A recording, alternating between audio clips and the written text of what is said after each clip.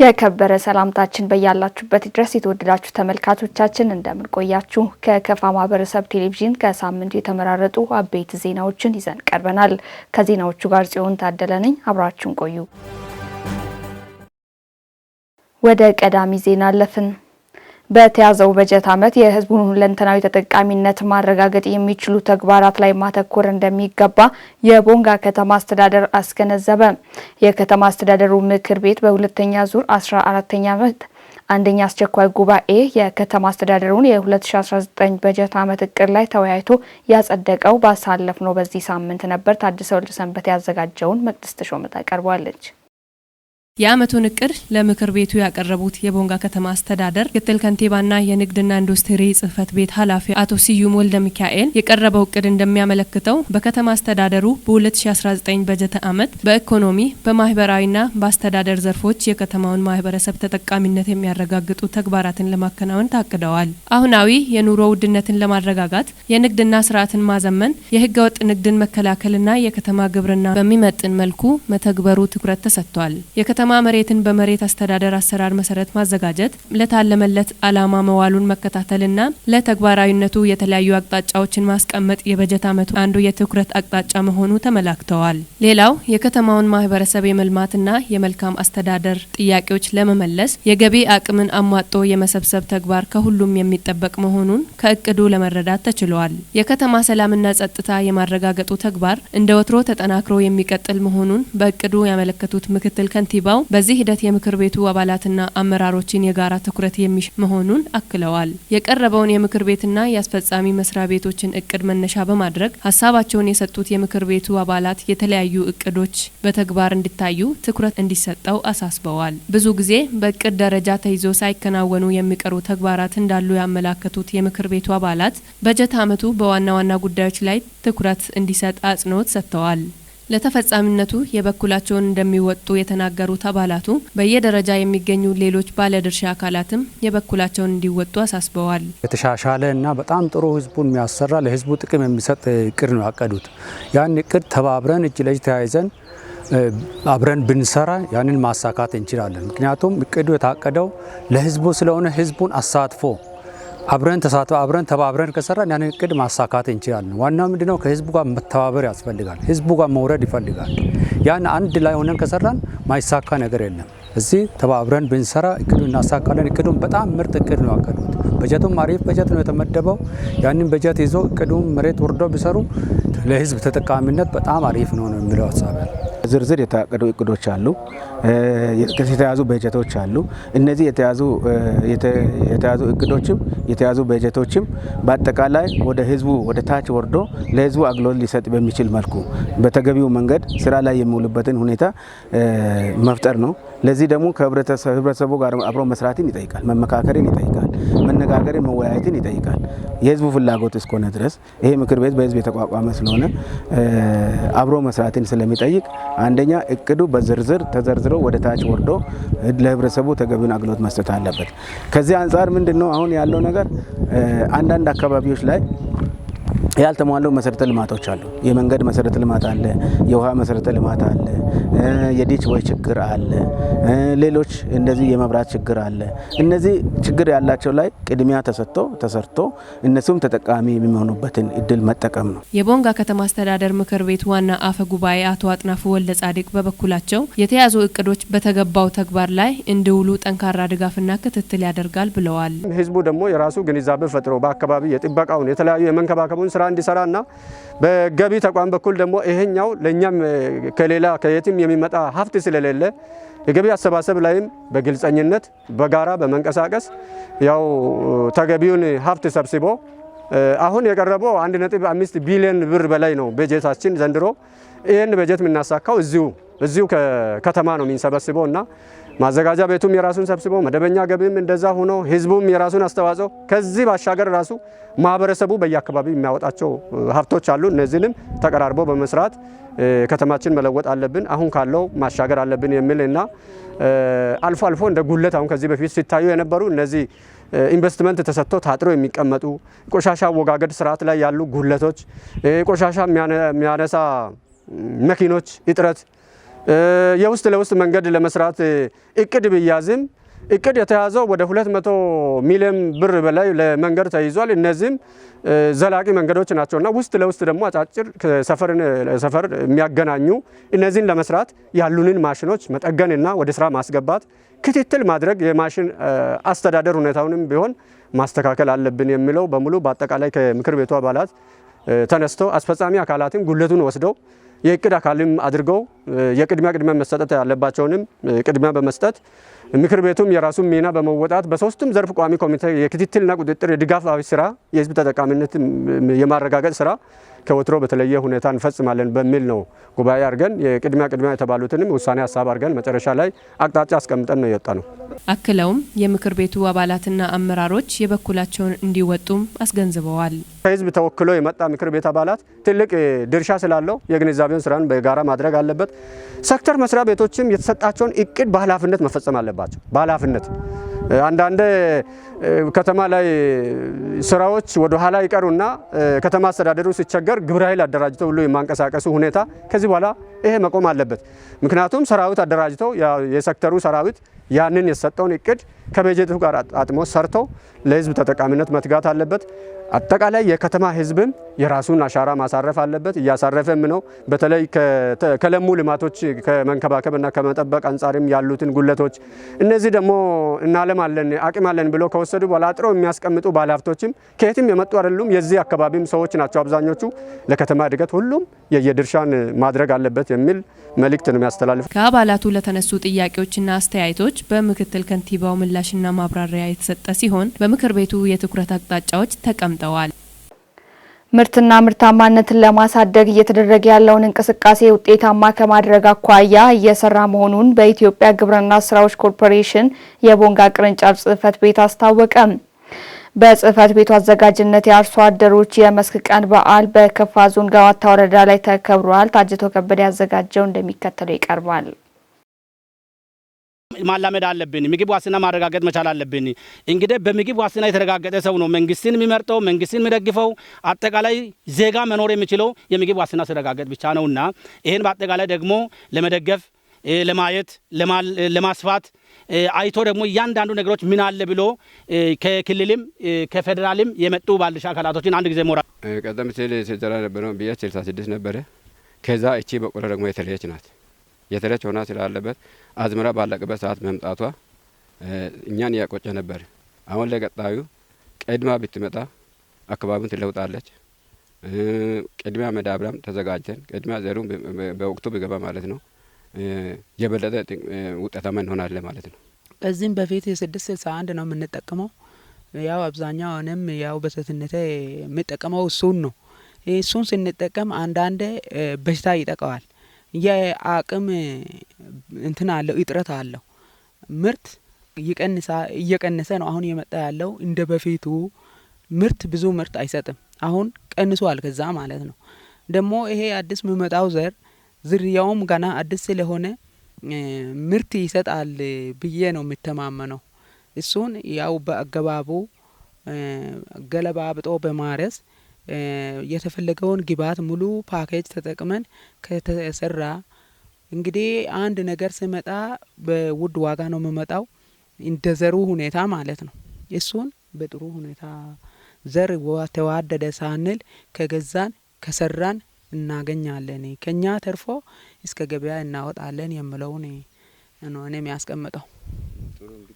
ከዚህ በፊት የሚመጣው ፊት ጥሩ ነበር። አሁን መጥቶ በተለማመደበት መሰረት ትንሽ ሲቀንስ አሁን በ549 አሁን ከመጣች ወዲህ እያየን ያለ ነው ጥሩ ስለሆነ አሁን እሱ ቀርቶ 549 ወደኛ ቢመጣ አርሶ አደሩ በአቅርቦቱ ይቀበላል፣ ተጠቃሚም ይሆናል የሚል ሀሳብ ነው የሚያስቀምጠው። የኢትዮጵያ ግብርና ስራዎች ኮርፖሬሽን ዋናው ዓላማው የኢትዮጵያን ገበሬ በአጠቃላይ የግብርናን ክፍለ ኢኮኖሚ ምርትና ምርታማነትን ማሳደግ ነው። ይሄ ስንል ግብርናው እንዴት ነው ማደግ የሚችለው? ግብርና እንዴት ማዘመን እንችላለን? ይሄ የሁሉም ህብረተሰብ ክፍል ጥያቄ ነው። በተለይ በግብርና ላይ የተሰማሩ አርሶ አደሮችም ሆነ ሌሎች ባለድርሻ አካላት የግብርና ስራቸውን የግብርናን ውጤታቸውን ለማሳደግ አዳዲስ ቴክኖሎጂዎችን መጠቀም አለባቸው። አዳዲስ ቴክኖሎጂዎች መጠቀም ስንል ከቴክኖሎጂዎቹ አንዱ የተሻሻሉ አዳዲስ የሰብል ዝርያዎችን ነው መጠቀም ያለባቸው። በዛሬው ዕለት እንዳያችሁ እንደ ግብርና ስራዎች ኮርፖሬሽን በቦንጋ ቅርንጫፍ ጽህፈት ቤት በጋዋይታ ወረዳ በአምጮ ቀበሌ ገበሬ ማህበር በሁለት ዝርያ በቆሎ ዝርያዎች የሰርቶ ማሳያ ሰርተናል። እነዚህም BH 549 እና BH 546 የሚባሉ ሁለት ዝርያዎች ናቸው። እነዚህ ዝርያዎች በተለይ BH 549 በዚህ አካባቢ ላይ አርሶ አደር ጋር ያልተስፋፋ አርሶ አደር ያልተለማመዳቸው ዝርያዎች ናቸው እና ከፍተኛ ምርትና ምርታማነት ሊሰጡ የሚችሉ ፖቴንሻል ያላቸው ዝርያዎች ናቸው እነዚህ ሁለቱ ማለት ነው። ስለዚህ ይሄ ቀበሌ ደግሞ አግሮ ኢኮሎጂው የሚፈቅደው ነው። ስነ ምህዳሩ ለዚህ ለሁለቱ ዝርያዎች ተስማሚ ስለሆነ እነዚህ ሁለቱ ዝርያዎችን እዚህ ጋር ሞክረን በትናንሽ ኩታ ገጠም እርሻዎች ላይ ሙከራ አድርገን በዚህ ሙከራ ላይ ጥሩ ይዘት ይዞ አግኝተነዋል ማለት ነው። በተለይ 549 ከ546 ከፍ ያለ ነው። አርሶ አደር ከሚያመርተው ሎካል ቫራይቲ ደግሞ ከፍ ያለ ዝርያ በአቅምም በምርት በመስጠትም በሽታን በመቋቋምም አረም በመቋቋምም ስለሆነ ይሄኛውን የተሻለ ዝርያ ከመሆኑና እዚህ አካባቢ ላይ ሙከራ አድርገናል። አርሶ አደሮቹም በይታቸው በምልከታቸው መርጦታል። እንዳየ ነው። ተስፋ ማለት ግብርና ነው። ግብርና አሁን አርሶ አደር ግብርና በእኛ መካከል የመንግስት ሰራተኛ 6 ግብርና ነበሩ። ክትትላቸውም ጥሩ የሆነ ያለ አሁን አቅርቦቱ ላይ ትንሽ ወደ ኋላ ስለሚቀር ከዚህ በፊት ያለው ነው ወደ አሁን ያለው ወደፊት ቀድሞ የካቲት አካባቢ ቢመጣ ኑሮ ማሳውን ሁለት ልንጠቀም እንችላለን የሚል ሀሳብ ነው የሚያስቀምጠው። ለዚህ የምመለከተው አካል ምን ያደርጋል? ድጋፍ እንዲያደርግ ነው አሁን የምንነገረው ነገር። አሁን መሰረተ ልማቱን አሁን አንጠይቅም እኛ ተጠይቆ ያለቀ ስለሆነ አሁን የመጣ አካል እሱ አሪቆ አስቦ እንዴት ይሆናል የሚለው ምርታማ ሀገሩ ምርታማ ቀበሌ እንዴት ይሆናል የሚለውን ታሳቢ ቢያደርግ ነው። እንደ ልመና ነው እሱም ያስቀምጠው። ሁሉም ከፌደራልም ከክልል መጥቶ ሰምቶ ያለውን ነገር ድጋፍ እያደረጉ ስለሆነ ያለውን ሁኔታ አሁንም ጠንከር ብለው ወደኛ ቢያዩ የሚል ነው ሀሳብ የሚያስቀምጠው። በቆሎ ያው በጥሩ ሁኔታ ነው ያለው። አሁን ያለው የፊቱ ዘርና የአሁኑ ዘር ልዩነትም አለ። ደግሞ አሁን ባየነው በምንዘራው አሁን ዘመናዊ የመጣቸው ዘር ጥሩ ሁኔታ አድርገን ከሰራን ቴክኖሎጂን በአገባቡ ተጠቅመን ከዘራን ጥሩ ውጤታማ እንሆናለን የሚለውን ነው የሚያስበው። አሁን የተዘራውም ጥሩ ውጤት ላይ በማየት ነው ያለ ነው። የሚመለከተው አካል የግብርና ባለሙያም ሆነ ማንኛውም አካላት በወቅቱ ዘሩም ሆነ መዳበሪያም ሆነ የሚቀርበት አቅጣጫ ማመቻቸትና በጊዜው ሰውም አቅዶ መገኘት አለበት ማለት ነው። ተደራሽ ከማድረግ አንጻር በደቡብ ምዕራብ ኢትዮጵያ ላይ ከዚህም በፊት አብዝቴን አልሰራ ነው። ቴክኖሎጂን አላስፋፋ ነው። የኤክስቴንሽን ስራውም አልሰራ ነው። በአዳዲስ ሰብል ዝርያዎች በተለይ በነዚህ በሁለቱ ዛሬ በሰርቶ ማሳያ ሰርተን አርሶ አደሩን ያሳየ ናቸው ሁለቱ ዝርያዎች አልሰራንም። ቀጣይ አመት ግን ከ2019 ጀምረን ቅድም በውይይት አንስተናል። በሰፊ እነዚህ ዝርያዎች ከዚህም በፊት ተደራሽ ባልሆኑ ወረዳዎች ላይ ቀበሌዎች ላይ ለማስራት እቅድ ይዘናል። እቅዳችን ደግሞ አርሶ አደሮች ፍላጎታቸውን እንዲሰጡ የወረዳ ባለድርሻ አካላት ወይ ደግሞ ግብርና ላይ ያሉ ባለሙያዎች፣ ኃላፊዎች የአርሶ አደሩን ፍላጎት ሰብስቦ እኛ ከዚህ ከደቡብ ምዕራብ ኢትዮጵያ ቦንጋ ቅርንጫፍ ጽህፈት ቤት ስላለን ለነሱ እንዲያቀርቡና በነሱ በኩል ደግሞ እነዚህ ዝርያዎቹ ደግሞ የዚህ በቆሎ ዝርያ ሁለቱም ብቻ ሳይሆን ሌሎች ዝርያዎችም ጨምረን አርሶ አደሩ ተጠቃሚ እንዲሆን እንሰራለን። ኢትዮጵያ በዓለም አቀፍ መድረክ የሰብአዊ መብት ጥሰት ላይ በተፈራረመችው ሰነድ ዙሪያ ሰብአዊ መብቶች ኮሚሽንና ፍትህ ሚኒስቴር ከክልሉ ፍትህ ቢሮ ጋር በመተባበር በቦንጋ ከተማ ውይይት አካሂዷል።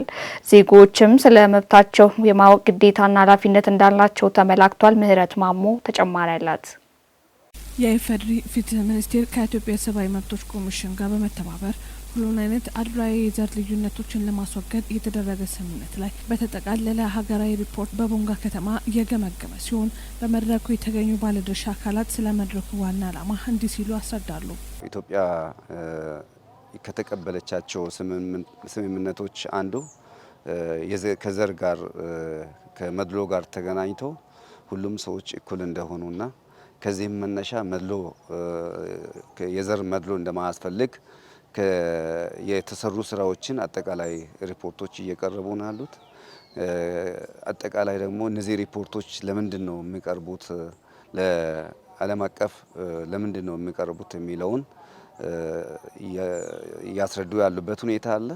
ከዚህ መነሻ ያው እየቀረቡ ያሉ ሪፖርቶች አንደኛ ኢትዮጵያ በዚህ በሰብአዊ መብት ጋር ተያይዞ የሰዎችን የሰብአዊ መብትን ከማስጠበቅ አንጻር አሁን ያለችበትን ደረጃ የማሳወቅ ሁኔታ፣ ሁለተኛ እየሰራች ያለችው ስራዎች ምን ምንድን ናቸው የሚለውን በዝርዝር በማቅረብ ብዙ ከሰብአዊ መብት ጥሰት ጋር ተያይዞ በሰዎች ላይ እየደረሱ ያሉ ሰብአዊ መብቶችን በሪፖርት በማቅረብ ዓለም አቀፍ ሕዝብ ወይም የዓለም መንግስታት አጠቃላይ እንዲያውቁ የማድረግ ስራ ኢትዮጵያም በራሷ እየሰራች ያለችውን አሁን ያሉ ክልሎች ጋር ተያይዞ የተለያዩ ክልሎች እዚህ ጋር ተሳትፈዋል። ኢትዮጵያ እንግዲህ ላለፉት ብዙ አመታት የተለያዩ የዓለም አቀፍ ትሪቲዎችን ወይንም ዓለም አቀፍ የሰብአዊ መብት ህጎችን ፈራሚ ሀገር የሆነችባቸው አለ። እንደ ሀገር እንደ ዓለም ካሉ 9ኙ 7ቱን ኢትዮጵያ ፈርማለች ማለት ነው። ስለዚህ ከዚህ ውስጥ አንዱና ዛሬ ያሰባሰበን ምክንያት ሁሉንም አይነት የዘር መድሎን ለማስወገድ የተፈራረምነው ኮንቬንሽን አለ ማለት ነው። እሱን ኢትዮጵያ አጽድቃለች። ይህንን ደግሞ ስታጸድቂ ከእያንዳንዱ ትሪቲ አንድ ሀገር ፈራሚ ሀገር በምትሆን ሰዓት ያ ትሪቲው ላይ የተጻፈውን ነገር አምተሽ መተግበር ይጠበቅብሻል ማለት ነው። አንለስ የሆነ ስፔሲፊክ አንቀጽ ላይ ሪዘርቬሽን አድርገሽ ካልሆነ። ስለዚህ ኢትዮጵያ ከአንቀጽ 14 ውጭ ያሉትን ሌሎች አንቀጾችን ሙሉ አዳፕት አድርጋ ስለዚህ የራሷ አንድ ህግ ደግሞ በኢትዮጵያ ህግ ውስጥ በህገ መንግስቱ አንቀጽ 9 ንዑስ አንቀጽ 4 ላይ እንደተጻፈው የዓለም አቀፍ ህግን የራስሽ ህግ አድርገሽ ካጸደቅሽ የህግሽ አንድ ፓርት ነው የሚሆነው ማለት ነው። ስለዚህ እሱን አምተሽ ኢምፕሊመንት ማድረግ ይጠበቅብሻል። ስለዚህ እስካሁን የዚህኛው ሴርድ የሚባለው ኮንቬንሽን ኢምፕሊሜንቴሽኑ ምን ይመስላል የሚለውን ለማየት እንደ ሀገር የተጠቃለለ ሪፖርት የተዘጋጀበት ነው። የሀገሪቱን የዜጎች መብት አያያዝና ለዓለም በማሳወቅ ሁሉን አይነት አድሏዊ የዘር ልዩነቶችን ለማስወገድና መብቶችን ለማስከበር ሁሉም መዋቅሮች በጋራ እንደሚሰሩም ተናግረዋል። የእኛም የፍትህ ሚኒስቴርም የሰብአዊ መብት ኮሚሽንም እንዲሁም የፍትህ ቢሮ ዞሮ አንድና አንድ አላማችን ህገ መንግስቱን ማስከበር ነው። ህገ መንግስቱ ላይ ደግሞ ቻፕተር 3 ላይ በሰፊው የተቀመጠው የሰብአዊ መብቶች መከበር ነው ማለት ነው። ስለዚህ በአንድም በሌላም የሶስታችንም አላማ አንድ ነው። ስለዚህ ከፍትህ ሚኒስቴር ጋር ያው እቅዶችን ከማቀድ ጀምሮ አንድ አይነት እቅድ ነው ያለን። በአንድ እቅድ አንድ ፕላን ሪፖርት መሰረት ከፌዴራል ጋር በጋራ አቅደን የተለያዩ የሰብአዊ መብቶችን መጠበቅ ላይ ሰብአዊ መብት ላይ ያው መንግስት ላይ 3 ግዴታዎችን ይጥላል። ያ ማለት ምንድነው? አንደኛ ሰብአዊ መብት እንዲከበር ሰብአዊ መብትን የመጠበቅ ፕሮቴክሽን አለ። ሁለተኛ ሰብአዊ መብቶችን ሊጥሱ የሚያረጉ ነገሮችን አለማድረግ ሪፍሬን የማድረግ ግዴታ አለ። ሶስተኛ ሰብአዊ መብቶች እንዲፈጸሙ ለማስቻል ፉልፊል የማድረግ አስፈላጊ ጉዳዮችን ሁሉ የማመቻቸት ማለት ነው። ያ ማለት አስፈላጊ ህጎችን ማውጣት፣ ህጉን ደግሞ ህጉ ወጥቶ ሰው ማያውቀው ከሆነ አስቸጋሪ ነው የሚሆነው። ስለዚህ ሂውማን ራይት ላይ ኤዱኬሽኖችን መስጠት። ስለዚህ አሁን አብዛኛው ከሰብአዊ መብት ጋር አብረን የምንሰራው የማስተማር ስራ ላይ ግንዛቤ መፍጠር ስራ ላይ እነሱ ቫዮሌሽኖች ካሉ ዞሮ የሚያዩበት ሂደት አለ። እቺ ሀገር 120 ከዛ ወደ 130 ሚሊዮን የሚጠጋ ህዝብ አላት። ሰፊ ህዝብ ነች። አወቃቀሯም ደግሞ ፌዴራሊዝም የምትከተለው ስለዚህ የፌዴራል ጋቨርንመንቱና በክልል ደረጃ የተዋቀረው ደግሞ የክልል መስተዳድሮች አሉ። እነዚህ ሁላ በጋራ የሚሰሩት ስራ ነው። ስለዚህ በሀገር አቀፍ ደረጃ ፍትህ ሚኒስቴር እንግዲህ በማቋቋሚያ አዋጁ የተሰጠው ስልጣን የእነዚህ ስምምነቶች ተፈጻሚነትን የመከታተል ወቅቱን ጠብቆ ደግሞ ሪፖርት የማቅረብ ከተባበሩት መንግስታትም ከአፍሪካ ዩኒየንም ሰብአዊ መብት ሞኒተሪንግ ወይም ከሰብአዊ መብት ክትትል አካላት የሚመጡ ጥያቄዎችን ጊዜውን ጠብቆ ምላሽ መስጠት ነው ማንዴቱ። እነዚህ ማንዴት አስተያየት ለፍትህ ሚኒስትር በሚሰጥበት ጊዜ እየደጋገመ የሚለው የህግ ማዕቀፉ እነዚህን ሪፖርት በማዘጋጀት ጊዜ ምክር ሀሳብ በመከታተል ተፈጻሚነት በመከታተል ሂደቱ ከሚመለከታቸው አካላት ጋር እያለ ነው የሚያስቀምጠው። ስለዚህ የፍትህ ሚኒስትር ማንዴት ብቻ አለመሆኑን መገንዘብ እንችላለን ማለት ነው። የዜጎችን መብት ማስከበር የሁሉም ባለድርሻ አካላት ተሳትፎን ይጠይቃል ሲሉ አክለዋል። ብዙ ስቴክሆልደር ነው ያለው። የፌዴራል ተቋም አለ፣ የክልል ተቋም አለ፣ መንግስታዊ ያልሆኑ ድርጅቶች አሉ። ስለዚህ የሰው ሰብአዊ መብት እንዲከበር እና አሁን የምንለውም ስፔሲፊካሊ ያወራ ነው ዘርን መሰረት አድርጎ የሚደረግ ዲስክሪሚኔሽን እንዲቀር ማድረግ ላይ ሁሉም በጋራ መስራት አለባቸው። ስለዚህ የመጀመሪያው እንዳልኩሽ ህጎች ያልደረሱባቸው ቦታዎች ላይ ከቨር ያልተደረጉ ቦታዎችን በህጎች ከቨር የማድረግ ስራ፣ ህጎችን የማውጣት ስራ። ሁለተኛ ሰው ያን ህግ በደንብ እንዲገነዘብ የማድረግ ስለዚህ ሰርቪስ ሰጪ ተቋማትም ሊሆኑ ይችላሉ፣ የሚቀጥሩም ሌሎችም ራሱ ግለሰቡ ያ የሚደርስበትም አውቆ እንዲመጣ ለነሱም በሰፊው የግንዛቤ ፈጠራ ስራ ከዚህ አካላት እንትን ማድረግ ይጠበቃል። ሁለተኛ እንዳልኩሽ እንደዚህ አይነት ቫዮሌሽኖች በሚኖሩበት ሰዓት ደግሞ የተጠያቂነት ስርዓት ማስፈን እንደዚህ አይነት ግለሰቦች ወይ በተቋም ደረጃ ያደረገ ካለ ሪስፖንሲቢሊቲ የሚወስድበት የሚጠየቅበት ስርዓትን በጋራ ማስፈን ከዚህ ይጠበቃል። ሪፖርት ከቀረበ በኋላ እነዚህ ሪፖርቶች የሚላኩት ለኮሚቴዎቹ ነው። ጄኔቫ ለሚገኙት የሂውማን ራይትስ መከታተያ ሪፖርቶች ይላካል። የኢትዮጵያ ልዑክ ቡድን ሄዶ እዛም ለቀረቡ ጥያቄዎች ምላሽ ይሰጣል። ኮሚቴው ምክር ሀሳብ ያቀርባል። አለቀ። እዚህ ጋር የምናቆም ከሆነ አስቸጋሪ የሚሆነው። ስለዚህ ከዚህ አካል የሚጠበቀው አንደኛ አሁን በከሳት በምናደርጋቸው ውይይቶች ላይ የተዘጋጀ ያለው ረቂቅ ሪፖርት የተሟላ እንዲሆን ሀገራችን እንዲወክል እንዲገልጽ የመረጃ እጥረት እንዳያጋጥመው በተቻለ መጠን እጃቸው ላይ ያሉ መረጃዎችን በጽሁፍም በቃልም በውይይትም መስጠት መቻል አለባቸው። ሀሳባቸውን ማጋራት አለባቸው። በመድረኩ የፍትህ ሚኒስቴርና ሰብአዊ መብቶች ኮሚሽን የስራ ኃላፊዎች፣ የክልሎች ፍትህ ቢሮ ኃላፊዎች እንዲሁም የዞን ባለድርሻ አካላትም ተሳታፊ ሆነዋል። መሽቀሮን በዩኔስኮ ለማስመዝገብ በትኩረት እየተሰራ ነው ሲሉ የኢትዮጵያ ቅርስ ባለስልጣን ምክትል ዋና ዳይሬክተር አቶ ኤልያስ ሽኩር ገለጹ። የካፍቾ ዘመን መለወጫ መሽቀሮን በዩኔስኮ የማስመዝገብ ስራ ማስጀመሪያ መርሃ ግብር በቦንጋ ከተማ ተካሂዷል። ሳሙኤል ቆጭት ያዘጋጀውን አማኑኤል ክንፈ ያቀርበዋል። በውይይት መድረኩ መልእክት ያስተላለፉ የኢትዮጵያ ቅርስ ባለስልጣን ምክትል ዋና ዳይሬክተር አቶ ኤልያስ ሽኩር ኢትዮጵያም በርካታ ባህል ታሪክ ትውፊትና ልዩ ልዩ መገለጫዎች ያሏቸው ህዝቦችን ያዘች ድንቅ ሀገር ናት ብለዋል። ከዚህ መካከል አንዱ የሆነው የካፈቾ ህዝብ የራሱ የሆነ የዘመን ቀመርና የአቆጣጠር ስርዓት የአኗኗርና አስተዳደር ስርዓትን የሚጠቀምበትና ባህሉን የሚያሳውቅበት የማሽቀሮ በዓል አንዱ እንደሆነም ጠቅሰዋል።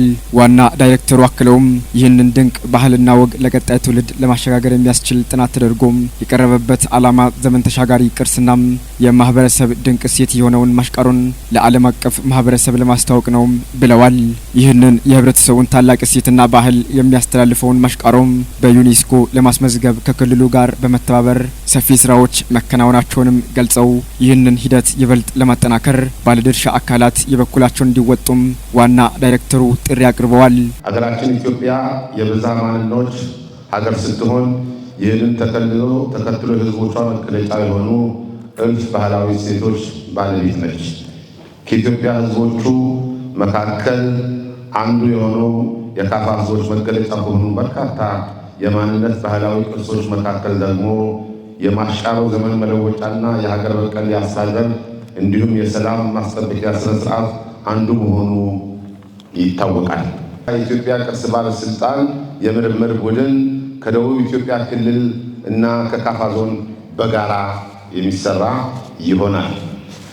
ሀገራችን ኢትዮጵያ በርካታ የባህል እሴቶችና ቅርሶች መገኛ ሀገር ስትሆን 7 የማይዳሰሱ ባህላዊ ቅርሶች በሰው ልጆች ወካይ የማይዳሰስ ባህላዊ ዝርዝር ውስጥ ያስመዘገበች ሲሆን ይህን ስኬትም ሀገራዊ ፋይዳው እየጎላ ነው።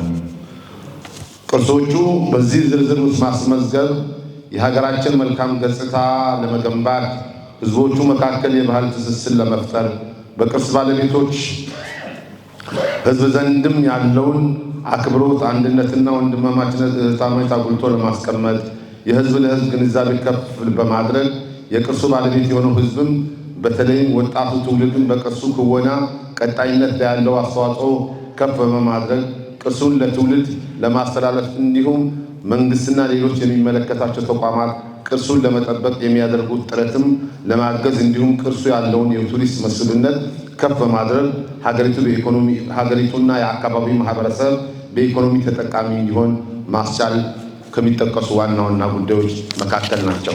የደቡብ ምዕራብ ኢትዮጵያ ህዝቦች ክልል ባህልና ቱሪዝም ቢሮ ኃላፊ አቶ ፋንታውን ብላቴ በበኩላቸው በዓለም አቀፍ ደረጃ የተለያዩ አኩሪ ባህሎችና እሴቶች በተለያዩ ምክንያቶች እየደበዘዙም እየተዳከሙ ባሉበት በዚህ ወቅት በክልላችንም ሆነ በተለያዩ የማህበረሰብ ክፍሎች ያሉ ድንቅ የመጠበቅና ለትውልድ የማስተላለፉ ጉዳይ ቅድሚያ ሊሰጥበት እንደሚገባም ገልጸዋል። የካፈቾ ዘመን መለወጫ በዓል ማሽቃሮም የማንነት መገለጫ ከመሆኑም በላይ ለኢትዮጵያ ህዝብ የባህላዊ አስተዳደር ስርዓትን እርቅና ሰላም የሚሰፍንበት የዘመን ቀመርና ሌሎች ቱባ ባህሎች የሚገለጹበት ታላቅ በዓል ነው ብለዋል። ይህንን ታላቅ በዓል ለዓለም አቀፉ ማህበረሰብ የምናስተዋውቅበት ዕለት በመሆኑም እንኳን ደስ ያላችሁ ያሉት የቢሮ ኃላፊም ለዚህም የጥናት ጽሑፍ ከማዘጋጀት ጀምሮም አስፈላጊውን ድጋፍና ክትትል ያደረገውን የፌዴራል ቅርስ ባለስልጣንን አመስግነዋል። ዓለም አቀፋዊና ሀገራዊ የቴክኖሎጂ ወረርሽኝ ምክንያት ባህሎች የተበረዙ፣ የተሸረሸሩ፣ የተዳከሙና ወደ መጥፋት ጎዳናም የተፋጠኑ ያሉበት ወቅት ስለሆነ የመንግስትን የእንክብካቤና የትኩረት አቅጣጫ በመከተል ይህንን ታላቅ እሴት ለትውልድ የማስተላለፍ ኃላፊነትን እጅ ለእጅ ተያይዘን ልንወጣ የሚገባበት ሰዓት ላይ እንገኛለን። የካፈቾ ብሔር ማሽቃሮ ከማንነት መገለጫ ባለፈ ባህላዊ አስተዳደር ስርዓት የሚገለጽበት፣ ጀግንነቱ የሚገለጽበት፣ ደስታውም የሚገለጽበት፣ እርቀ ሰላምም የሚገለጽበት፣ በአጠቃላይ ማህበረሰባዊ እሴቱን እና ቅርሱን የሚገልጽበት ግዙፍና ጥንታዊ ከትውልድ ትውልድ ሲወርድ ሲዋረድ የመጣ ታላቅ በዓል ነው።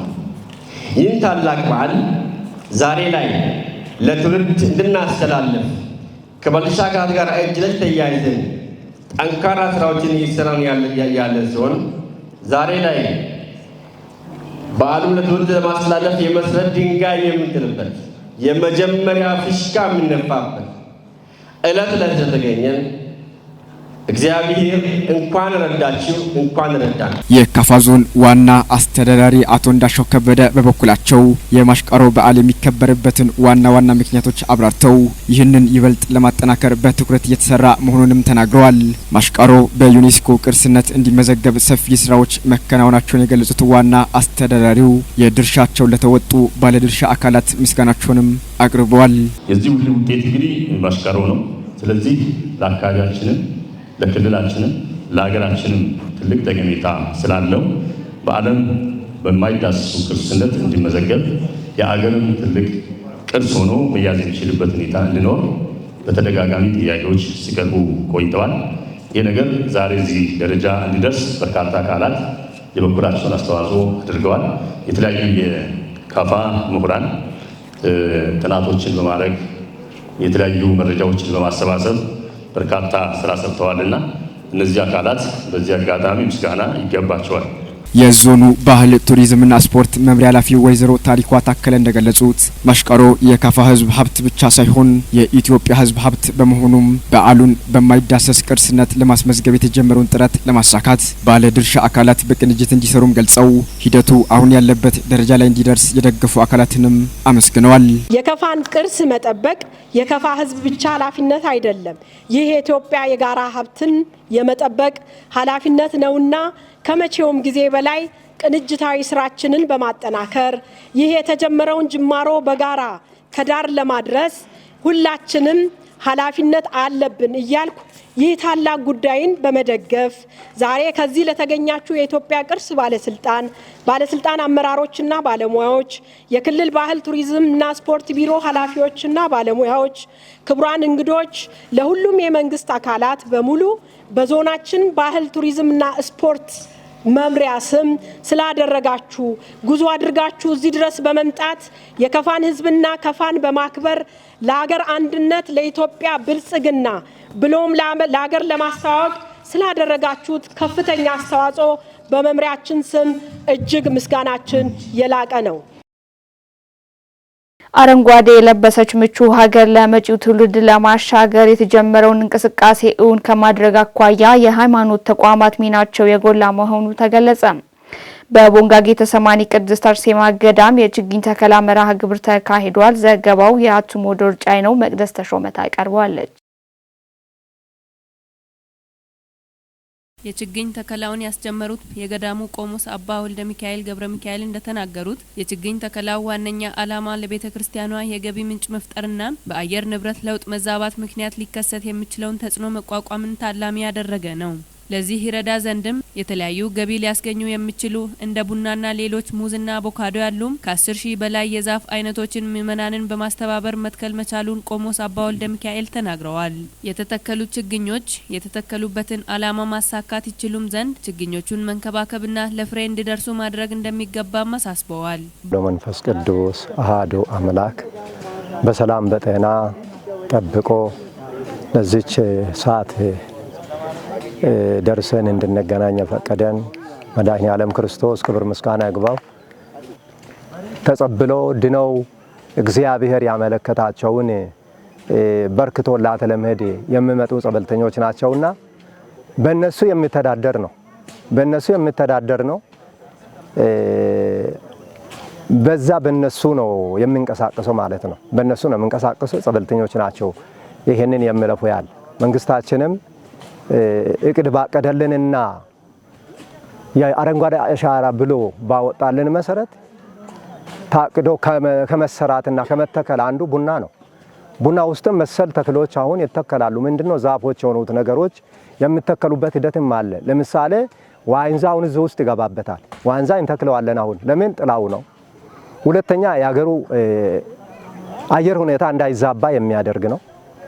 ዋንዛ፣ ሰሳ እነዚህ በነቂስ ተወጥቶ የሚተከሉበት ታሳብነትም ተይዞ ነው ይሄ የሚለፋ ያለው። ሁለተኛ ስለፋ እንደዚህ እንደተተከለ ተጥሎ እንዶ የሰውን ጉልበት የለፏትን የልጆቿን ጉልበት እንግዲህ ልጆቿ ስንላት ማንን ነው? ለታቦቷ ባለችበት አምኖ የመጡትን ወገኖቻችንን የነሱን ጉልበት ማበላሸትም እሷን ማሳዘን በመሆኑ ልናበላሽና ይሄንን ልናጠፋ አይደለንም፣ እንሰራለን። እንግዲህ ህፃናት ያው እንደተባለው ህፃናትን ወልዶ ከጣሉት እንግዲህ ምንም የሚሰጡት ጥቅም አይኖርም። መንከባከብ፣ መያዝ አለባቸው። እንክብካቤ ሊደረግላቸው ይገባል። ችግኝም በዚህ ልክ ነው። ችግኝም ነውና ይሄንን ከተከልን በኋላ ያው የራሳችንን አይን ራሳችን አሳርፈን በዛው ላይ ያው ኮትኩተን እዙ ተገኝተን አገሩንም ለመጥቀም ገዳሙንም ለመጥቀም ስል ነው ብዙሃኑ የለፋ ያለው። አርሴማ ገዳም የችግኝ ተከላ መርሃ ግብር አስተባባሪ ኮሚቴ የሆኑት አቶ አሸብር ሙላቱ በበኩላቸው የችግኝ ተከላው የመንግስትን የአረንጓዴ አሻራ ዓላማ ለማሳካትና የምግብ ዋስትናን ለማረጋገጥ የሚያግዝ መሆኑን ገልጸዋል። የሚተከሉት ችግኞች የተለያዩ በመሆናቸው ለምግብነትና ለገቢ ማስገኛነት በሚውሉበት ሁኔታ ታስቦ እየተሰራ መሆኑንም ተናግረዋል። በጣም አመሰግናለሁ። አሸብር ሙላቱ እባላለሁ። በዚህ ገዳም ውስጥ የሰበካ ኮሚቴ አባልና የህንፃ ስራና እድሳት ክፍል ኃላፊ ነኝ። ዓላማው አንደኛ ከመንግስት ፕሮግራም ጋር አብሮ መሄድ ነው። የመንግስት ዓላማ የምንለው የአረንጓዴ አሻራ ነው። ይህንን ቤተክርስቲያን በሚገባ ተቀብላ ማከናወን አለብኝ ብላ ነው የምትገባው። ለምን ቤተክርስቲያን የምትኖረው የአካባቢው የአየር ንብረት ሲስማማ ነው። ይህንን ታምናለች ቤተክርስቲያን። የአካባቢ የአየር ንብረት ሲስማማ የሚፈልጉ ጸበሎች ባሉበት ይኖራሉ። ስለዚህ አይከስሙም፣ አይጠፉም። ስለዚህ ገዳሙን የሚጠብቅ ነው ብላ ስለምታምን የመንግስትን ፕሮግራም ደግፋለሁ ትክክል ነው ብላ ነው ቤተክርስቲያን እየተነሳች ያለችው አንደኛ። ሁለተኛ ገዳም ማለት ከሌሎች አብያተ ክርስቲያናት ይለያል። ሌሎች አብያተ ክርስቲያናት የራሳቸው አጥቢያ አላቸው፣ የራሳቸው ምእመናን አላቸው። ምእመናኑ ይደግፏቸዋል በገንዘብ። ይሄ ምእመን የለውም፣ ገዳም ነው። መነኮሳት ናቸው የሚኖሩት። መነኮሳቱ ስራ እየሰሩ ነው ራሳቸውን የሚደግፉት። ስለዚህ ለገዳሙ ድጋፍ ይሆናል በኢኮኖሚ። ህዝብን ይሄን አምጣልኝ ይሄን እርዳኝ የምትለው የለም። በአጋጣሚ ጸበልተኛ ሲመጣ ለድነት ሲመጣ የተሳለው ሲሳካለት ከሚሰጠው ውጪ። ስለዚህ የኢኮኖሚ ግንባታን መሰረት በማድረግ ገዳሙን የማስቀጠል ስራ በዚህ መልኩ አከናውናለሁ የሚል ነው መነሻው። ይሄ ነው። ሌላው አንድነትን ማሳያ ነው። አንድነትን ማሳያ በጣም ይገርመሃል። በአሁኑ ሰዓት በኢትዮጵያ ደረጃ የኢትዮጵያን አንድነትና ሰላም ከማስፈን አኳያ የምክክር ኮሚሽን እየሰራ ነው ያለው። አንዳንድ ጊዜ ሰምተህ እንደሆነ እንደው በጣም ደስ የሚል ነው። ኢትዮጵያውያን አንድ ላይ ተሰባስበን እንዲህ ተገናኝተን እያሉ ይናገራሉ። የትኛውም ገዳም ትንሿ ኢትዮጵያ ናት። እዚህ ቦታ ላይ የተለያዩ ቋንቋዎች ትሰማለህ። ከኢትዮጵያ የተለያዩ ማዕዘናት የመጡ ሰዎች የእነሱን አሻራ ያሳርፋሉ። በቀጣይ ሲመጡ ያዩታል። ስለዚህ በደስታ ነው የሚሰሩት። የዚህ የአንድነት መግለጫ ስለሆነ ገዳሟን ፈለጋችሁ መታችሁ እናንተ በክርስትናችሁ ተማምናችሁ መታችሁ ያገኛችሁ ጥቅም እንደተጠበቀ ሆኖ እስቲ እናንተ አስተዋጽኦ አበርክታችሁ ሂዱ ብለናቸው በደስታ ነው ይህን ሁሉ እየሰሩ ያሉትና ይህ የኢትዮጵያን አንድነት ማሳያም ነው። የገዳሙ ምክትል አስተዳዳሪ አቶ አበራ ጣቆ በበኩላቸው የችግኞቹ መተከል ከገቢ ማስገኛነት ባለፈ ቤተክርስቲያን ለደን ጥበቃና እንክብካቤ የምትሰጠውን ስፍራ በጉልህ የሚያሳይ ነው ብለዋል። ለሀገራችን ኢትዮጵያ ዋነኛ የገቢ ምንጭ የሆነውን የቡና ችግኝን በማካተት የገዳሙ አባቶች የጀመሩት የአረንጓዴ አሻራ ስርዓት ተጠናክሮ እንደሚቀጥል አረጋግጠዋል። በችግኝ ተከላ መርሃ ግብሩ ላይ የገዳሙ የሃይማኖት አባቶችና በገዳሙ የሚገኙ ጸበልተኞች እንዲሁም የአካባቢው ምዕመናን ተሳትፈዋል። አረንጓዴ አሻራ ማሳካት የፈለግነው በሁለት መንገዶች ነው። አንደኛው እንደዚህ በሚበሉ ለአገልግሎት በሚውሉ ቡናን፣ ሙዝን በመሰሉ አቮካዶን በመሰሉ ተክሎች መሸፈን፣ ሁለተኛው ደግሞ አገር በቀልና እንደዚሁ ሌሎች የዛፍ አይነቶችን መትከል አስበን ነው። ዛሬ ላይ ግን ቅድሚያ የሰጠነው ለቡና ተከላና እንደምታዩት ለሙዝ ተከላ ነው። የቡናና የሙዝ ተከላ ጥቅም ዋናው ጥቅም ምንድነው? ሙዝ ያው እንደሚታወቀው እጅግ በጣም ለምግብነት የሚያገለግል ግንዱም ለከብት መኖነት የሚያገለግል ከዛም አልፎ ቅድም እንደተባለው ይሄን የአየር ሚዛን እንዳይዛባ ለማስተካከል የሚጠቅም ተክል እንደሆነ ይታወቃልና በዚህ ምክንያት ነው። ቡና ላይም እንደዚሁ ትኩረት ያደረግንበት ዋናው ምክንያት ቡና ያው እንደሚታወቀው የሀገራችን ኢትዮጵያ ኢኮኖሚ የውጭ ምንዛሬ በማስመጣት ቅድሚያውን ድርሻ ያዘ ነው። ስለዚህ ይህንን ቡና በዘመናዊ መንገድ በሳይንሳዊ መንገድ ተክለን በሳይንሳዊ መንገድ ለቅመንም እስከ ውጭ አገር ኤክስፖርት እስኪደረግ ድረስ እና ለሀገራችንም ያው የዶላር ምንጭ እንዲሆን ታሳቢ በማድረግ ነው ይህንን ልንተክል የበቃ ነው።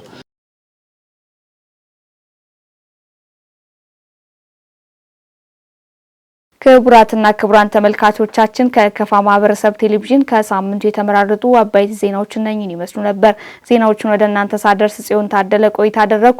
ቀሪ የጣቢያችን መሰናዶች ይቀጥላሉ። በያላችሁበት ቸር ጊዜ ተመኘው።